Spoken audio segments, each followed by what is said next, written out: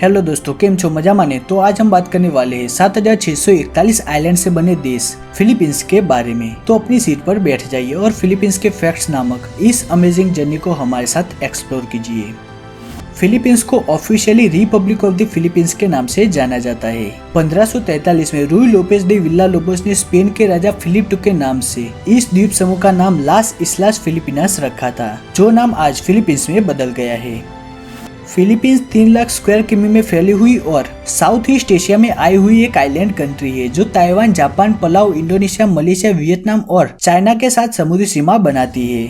यह देश किसी भी देश के साथ जमीनी सीमा नहीं बनाता है, जो इस देश को 36,289 किलोमीटर का समुद्री तट देता है।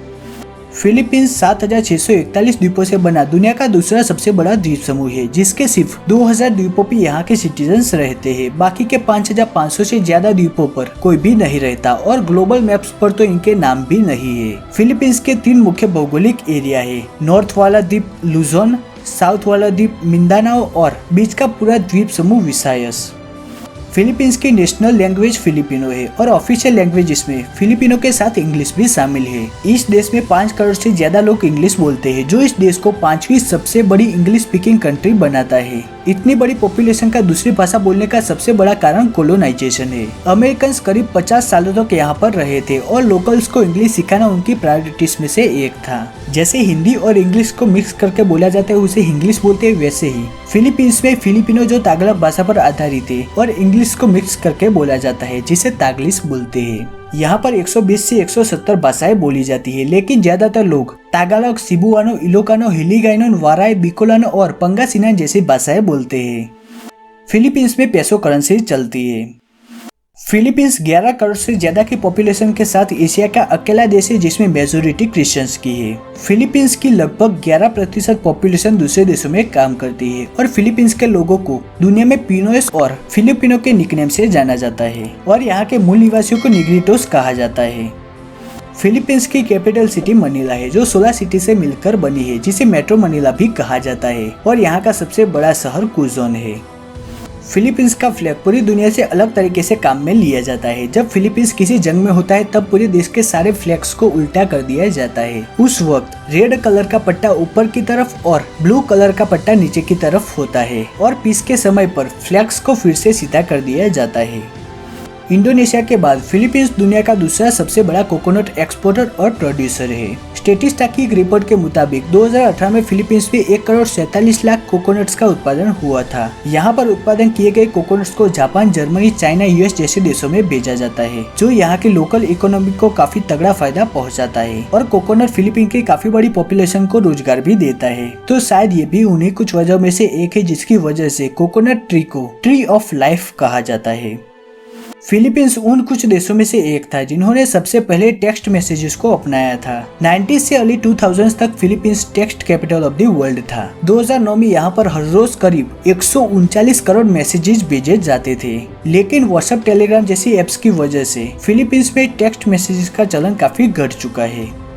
फिलीपींस रिंग ऑफ फायर के भीतर आया हुआ है। यहाँ पर ring of fire Pacific ocean के बेसिन यानी कि जिस जमीन पर पैसिफिक ओशन का पानी टिका हुआ है उसका प्रमुख क्षेत्र। तो यहाँ पर अर्थक्वेक्स और वोल्केनिक इरप्शंस होते हैं। यहाँ पर ही दुनिया के 90% अर्थक्वेक्स आते हैं। फिलीपींस में भी सैकड़ों ज्वालामुखी है और यहाँ पर हर रोज एन एवरेज 20 भूकंप आते हैं, जो कई बार महसूस भी नहीं होते। यहाँ के 3 मोस्ट एक्टिव वोल्केनोस ताल वोल्केनो, मायन वोल्केनो और माउंट पिनातुबो है। फिलीपींस का एक आइलैंड ऐसा भी है जहाँ पर शहरों से ज्यादा वोल्केनोस है। यहाँ पर आए हुए कैमिगुइन आइलैंड पर 5 शहर आए हुए हैं और उससे ज्यादा 7 वोल्केनोस आए हुए हैं। यहाँ पर प्रकृति ने वोल्केनोस के साथ भी अपनी जादूगरी दिखाई है। यहाँ के लुजोन आइलैंड में आए हुए ताल वोल्केनो के अंदर एक छोटा सा लेक है, जिसे ताल लेक कहते हैं। इस लेक के अंदर एक छोटा सा वोल्केनो आइलैंड है। इसके भी अंदर एक छोटा सा लेक है, जिसे मेन क्रेटर ऑफ ताल वोल्केनो कहा जाता है और इसके भी अंदर एक छोटा सा आइलैंड वोल्कन पॉइंट है। तो कई पर्यटक इस प्रकृति की करामत को देखने के लिए ताल वोल्केनो पर ट्रैक करके भी जाते हैं।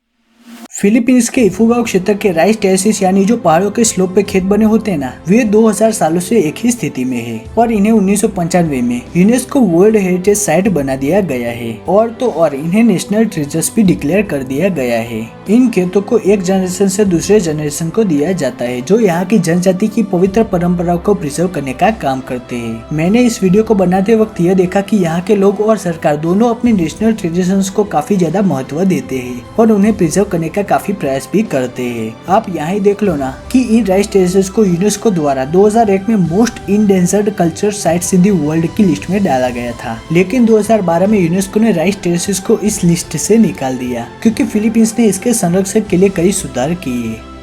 टाइम मैगजीन की 2014 की एक रिपोर्ट के मुताबिक फिलीपींस की Makati city selfie capital of the world में पहले नंबर पर आई थी। यहाँ के हर 1 लाख लोगों में से 258 लोग सेल्फी ले रहे होते थे। इसके अलावा मकाती सिटी यहाँ की फाइनेंशियल कैपिटल भी है।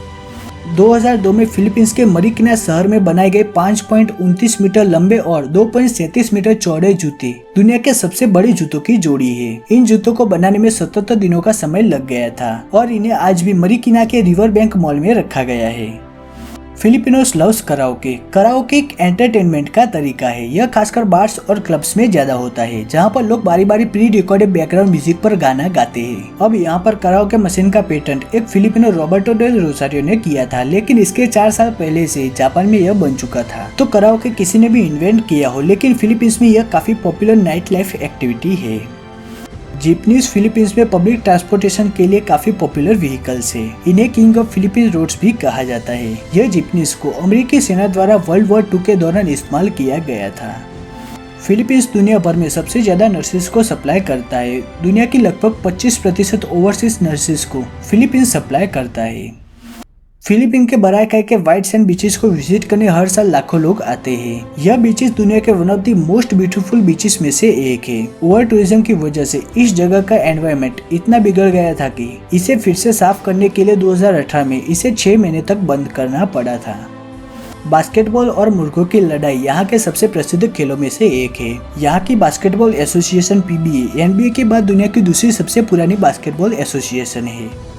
फिलीपींस में जॉलीबी की फास्ट फूड चेन्स चलती है जो फिलीपींस की है। 2019 की एक रिपोर्ट के मुताबिक जॉलीबी के फिलीपींस में 1150 और फॉरेन कंट्री में 234 आउटलेट्स है। फिलीपीन की मार्केट में जॉलीबी के साथ मैकडोनल्ड भी कम्पीट नहीं कर पाता, तो यहाँ पर जाए तो आपको जॉलीबी को एक बार जरूर ट्राई करना चाहिए।